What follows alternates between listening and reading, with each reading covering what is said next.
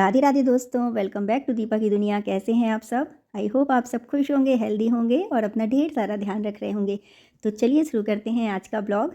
तो आज का मैं मॉर्निंग रूटीन आप लोगों के साथ शेयर करूंगी कि किस तरीके से मैं मॉर्निंग से में 2 घंटे में अपने दिन के बाकी सारे काम निपटा लेती हूँ, जिससे मेरी इवनिंग भी बहुत अच्छी होती है, इतना स्ट्रेस नहीं रहता काम का, और मॉर्निंग में बहुत अच्छे से सारे काम मैनेज हो जाते हैं। तो अभी मैं नहा करके आ गई थी और इसके पहले का मैं शूट नहीं कर पाई कि किस तरीके से मैं मॉर्निंग के थोड़े बहुत काम जो रहते हैं वो निपटा लेती हूँ। और अब बनाइए, मैंने नहा कर आ गई थी, मैंने 1 कप कॉफ़ी बनाई है अपने लिए और अभी मैं रिलैक्स होकर 1 कप कॉफ़ी एंजॉय करूँगी।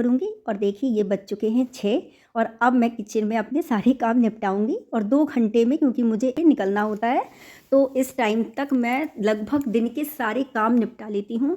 और वो छोटी छोटी सी हैबिट्स मैं आप लोगों के साथ शेयर करूँगी कि किस तरह से कौन कौन सी हैबिट्स को फॉलो करके हम लोग दिन के काम बहुत अच्छे से और कम समय में निपटा सकते हैं। तो सबसे पहली गुड हैबिट है कि हमें टाइम से, जब आपके बच्चे उठते हैं, कम से कम उसके 1 या 1.5 घंटे पहले उठना होता है, जिससे हमें ये टाइम अपने लिए मिल जाता है, योगा का टाइम मिल जाता है, एक्सरसाइज का टाइम मिल जाता है, और बाकी बहुत सारे ऐसे काम होते हैं जो हम अपने लिए करते हैं वो हमें मिल जाते हैं, क्योंकि बच्चों के उठने के बाद उनके साथ लगना होता है।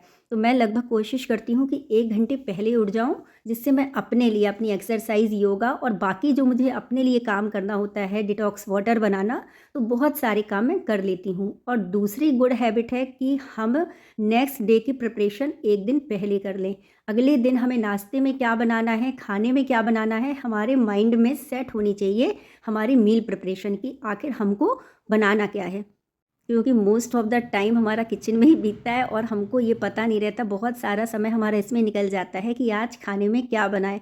मुझे लगता है सबकी ये समस्या होती है कि आज खाने में क्या बनाएं, क्योंकि जितना टाइम सोचने में लगता है बनाने में उतना नहीं लगता। तो मैं एक दिन पहले बच्चों से भी पूछ लेती हूँ, या अगर बच्चों से पूछना है तो उनसे पूछ लेती हूँ, हस्बैंड से पूछ लेती हूँ कि नाश्ते में और खाने में आप लोग क्या खाओगे, वरना अपने मन से जो मुझे सही लगता है वो मैं बना लेती हूँ। तो बच्चों ने बोल दिया था कि मम्मा वर्मीसेली बनाना है, तो एक दिन पहले मैंने माइंडसेट कर लिया था। और उसका एक बेनिफिट ये भी होता है कि अगर मुझे नमकीन सेवई बनानी थी तो मुझे पता होना चाहिए कि कौन कौन सी वेजिटेबल्स लगनी है। कई बार ये होता है कि हमको पता नहीं होता कि सब्जियां कौन कौन सी लगेंगी, तो वो एक दिन पहले मंगा के हम लोग अरेंज कर सकते हैं। तो इस तरीके से मेरा नाश्ता भी टाइम से बन जाता है। और देखिए नाश्ता टाइम से बन जाएगा फिर, क्योंकि मुझे इसके बाद तुरंत ही लंच की तैयारी करनी होती है, क्योंकि नाश्ते के तुरंत बाद मुझे इतना टाइम नहीं होता कि मैं थोड़ा रेस्ट कर सकूं। और एक तरफ मैंने बनने रख दी थी चाय, और चाय के साथ सब लोग एंजॉय करेंगे सेवई, और बच्चे भी आज ही नाश्ते में अपने लंच में स्कूल ले जाएंगे। और इसके बाद मैं करूँगी नेक्स्ट चीज़ की प्रिपरेशन कि मुझे आखिर करना क्या है, क्योंकि अगर इस टाइम पे हमारे माइंड में ये पता चल जाए कि हमें लंच क्या बनाना है, तो किचन में रहते हुए हम बाकी किचन के बहुत सारे काम निपटा सकते हैं। क्योंकि अगर किचन के एक काम कर रहे हैं और कोई चीज़ कुक हो रही है, पक रही है, तो दूसरे उसी टाइम में हम बाकी चीज़ें कर सकते हैं। यहाँ देखिए मैं डो लगा लूँगी, और यहाँ एक तरफ बनने रख दी थी मैंने सब्जी, और इसकी चॉपिंग मैंने तभी कर ली थी जब मैं सेवई की चॉपिंग कर रही थी। सेवई के लिए मैं वेजिटेबल्स कट कर रही थी, तभी मुझे पता था कि मुझे कौन सी सब्ज़ी बनानी है, और उसी टाइम मैंने ये सब्ज़ी आलू गोभी की बना करके रख दी। जब आपको पता होता है कि हमें नेक्स्ट क्या काम करना है, तो हाथ अपने आप चलने लगते हैं, क्योंकि जितना सोचने में टाइम लगता है बनाने में उतना कभी नहीं लगता। और नेक्स्ट डे, मतलब नेक्स्ट डे की प्रिपरेशन अगर हम एक दिन पहले कर लें, सब्जियों को कट करना, ये बहुत सारी ऐसे काम होते हैं जो एक दिन पहले कर लेते हैं, तो वो हो जाता है, अच्छा हो जाता है। और देखिए लगे हाथ मैंने जितना भी किचन में जो फैल गया था, या थोड़ा बहुत मुझे टाइम ऐसा लग रहा था कि मेरे पास टाइम है, तो यहाँ पर मैं थोड़ी बहुत किचन की क्लीनिंग कर लूँगी। और ये वो टाइम होता है कि जब आपको अलग से कुछ भी करने की ज़रूरत नहीं पड़ती। यहीं पर अगर आप एक बार अपने सारे जितने भी कंटेनर होते हैं या जितने भी ऑर्गेनाइज़र होते हैं, अगर उनको आप एक बार अच्छे से साफ़ करके रख देंगे, तो आपकी किचन हमेशा नीट एंड क्लीन रहती है, और काउंटर टॉप भी आपका हमेशा चमकता रहता है।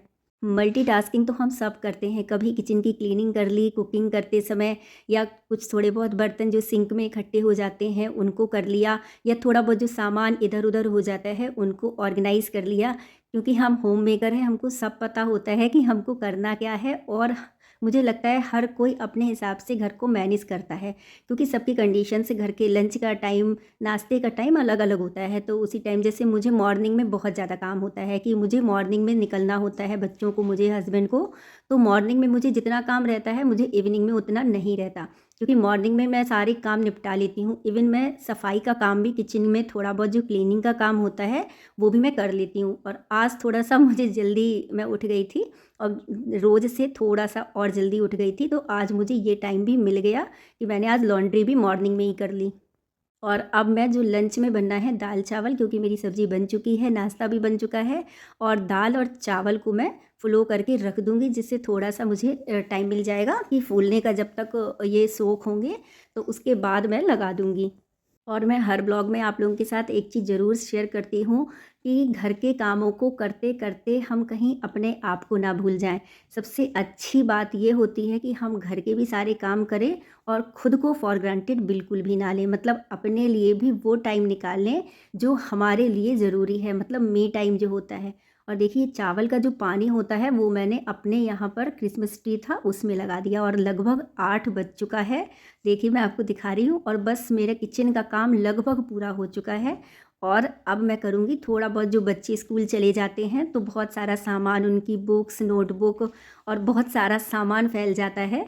तो इस तरीके से मैं सुबह के लगे हाथ में कर लेती हूँ। हालाँकि मैं शाम को भी, रात में जब लेटती हूँ तो उस टाइम भी घर को एक सा मैनेज कर लेती हूँ, लेकिन सुबह 1 घंटे जो बच्चे फैला देते हैं वही बहुत ज़्यादा फैल जाता है। तो इस तरीके से मैं हर रूम में जहाँ-जहाँ ज़्यादा क्लटर इकट्ठा हो जाता है उसको मैं समेट देती हूँ एक सा, क्योंकि मॉर्निंग में जितना टाइम काम कर लेंगे ना, तो शाम को जब लौट के घर आते हैं ना तो घर साफ़ सुथरा लगता है, तो टेंशन नहीं रहती।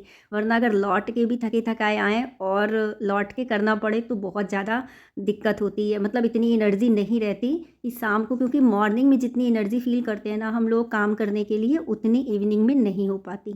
और मैं कोशिश करती हूँ कि शाम को ज़्यादा काम ना रहे मेरे ऊपर, क्योंकि शाम को बच्चों को मुझे पढ़ाना भी होता है, और भी थोड़े बहुत जो काम होते हैं। यहाँ देखिए वेजिटेबल्स आई थी, फ्रूट्स आए थे, तो मैंने लगे हाथ इनको अच्छे से वॉश कर दिया है, और यहाँ पर एक सा अरेंज कर दूँगी, जिससे बच्चे आएंगे तो दे दूँगी उन्हें लगा करके। और मैं आ गई थी अपने लिए स्मूदी बनाने के लिए, क्योंकि आज मुझे स्मूदी पीने का मन था, तो मैंने सोचा कि चलो पालक रखी हुई है वह, और कुछ चुकंदर वगैरह भी रखी हुई थी, गाजर रखी हुई थी और केला भी रखे थे, तो मेरा मन हुआ कि चलो आज मैं स्मूदी बना लेती हूँ, क्योंकि मेरे घर के सारे काम लगभग निपट चुके थे। और अब मैं इसके बाद केवल रोटियाँ बनाऊँगी और एक तरफ दाल चावल लगा दूँगी, और फिर मैं चली जाऊँगी अपनी जॉब पर। और लगे हाथ मेरा लॉन्ड्री का काम भी हो गया था। तो देखिए मैं हमेशा कहती हूँ कि काम का ज़्यादा प्रेशर मत लीजिए, जितना हो सके उतना करिए, क्योंकि काम आपसे ज़्यादा इम्पोर्टेंट नहीं होता। मतलब अगर आपकी एनर्जी कह रही है जितना भी अलाउ करे, आप केवल उतना काम कीजिए। खुद को थका करके या परेशान होकर के कभी भी कोई भी काम ना करिए, और जितना आपका मन करे उतना कीजिए। आपको ऐसा लगे कि थोड़े से पॉज की ज़रूरत है तो तुरंत रेस्ट पे, रेस्टिंग मोड में चले जाइए, क्योंकि सबकी कंडीशंस, हेल्थ इश्यूज़ भी होते हैं, तो सबकी कंडीशंस अलग अलग होती हैं। तो कभी भी काम के प्रेशर को अपने ऊपर हावी मत होने दीजिए। और मैंने यहाँ पर पालक, चुकंदर, गाजर और केला और थोड़ा सा काला नमक मिला दिया था, थोड़ी सी इसमें काली मिर्च का पाउडर मिला दिया था। और मैं अपने लिए एक गिलास, मेरी लगभग स्मूदी बन के तैयार हो गई थी, तो मैं इसको भी ले लूँगी। और मैंने चिया सीड्स थोड़े से सोक करके रख दिए थे, ये हेयर्स के लिए भी बहुत अच्छे होते हैं और अपनी स्किन के लिए बहुत अच्छे होते हैं, तो मैं इसको मिला करके ले लूँगी। और मेरा ब्लॉग यहीं तक था।